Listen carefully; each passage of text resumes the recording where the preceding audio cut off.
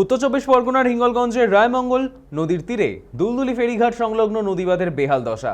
অভিযোগ, বারবার প্রশাসনের দ্বারস্থ হওয়ার পরেও স্থায়ী সমাধান মেলেনি। অস্থায়ী মেরামতের কিছুদিন পরই আবার ধস নামছে বাঁধে, যাকে ঘিরে ক্রমশ উদ্বেগ বাড়ছে স্থানীয়দের মধ্যে। স্থানীয়দের দাবি, ফেরিঘাটের নিচে মাটি সরে গিয়ে কাঠামো কার্যত ঝুলন্ত অবস্থায় রয়েছে।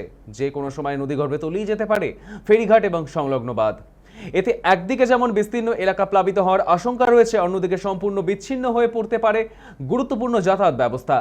সরকার পরিবর্তনের পর নতুন সরকারের কাছে এলাকাবাসীর একটাই আবেদন, দুলদুলি এলাকায় দ্রুত কংক্রিটের স্থায়ী নদী বাঁধ নির্মাণ করা হোক। তাদের বক্তব্য, এখনই কার্যকর পদক্ষেপ না নিলে বড়সড় বিপর্যয়ের মুখে পড়তে পারে গোটা এলাকা।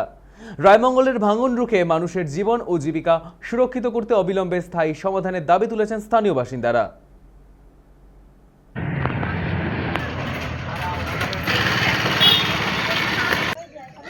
এখানে এই 2-3 বছর ধরে কাজ হচ্ছে, প্রত্যেক মাসেই কাজ হচ্ছে, কিন্তু এখানে কোনো সমস্যার সমাধান হচ্ছে না। ভরা কটা লাশ লেপার এখানে বসে যাচ্ছে। আমরা জনগণ খুবই অসুবিধার ভিতর আছি, আতঙ্কের ভিতর আছি। আমরা সবাইকে প্রশাসনকে বলছি যে এটা যেন খুব শিগগিরই দ্রুততম কংক্রিট বাঁধটা করলে তো ঝামেলাটা মিটে যায়, সেটা আবার করে না কেন কন্ট্রাক্টর? কি হয়েছে এখানে নিয়মিত বসে যাচ্ছে, ভেঙে যাচ্ছে, রাস্তাঘাট সব আগুন লেগে গেল। এই তো রাস্তা, কোথায় এটা দুলদুলি ফেরিঘাটে কি কাজ করতেছে দেখলি তো সবাই বুঝতে পারতেছে, বুঝে যাচ্ছে। সেটা সোজা হয় না কোন কারণ। হ্যাঁ, হাফ টাকা পকেটে রাখবো, সব টাকার কাজ করায় না এমনিতে। সেই জন্য এখানে মাসে মাসে ভেঙে যাচ্ছে, মাঝে মাঝে ভাঙতেছে। সেই কারণে আপনারা কি চাইছেন? আমরা চাচ্ছি কংক্রিট বাঁধ হোক, ভালো হয়।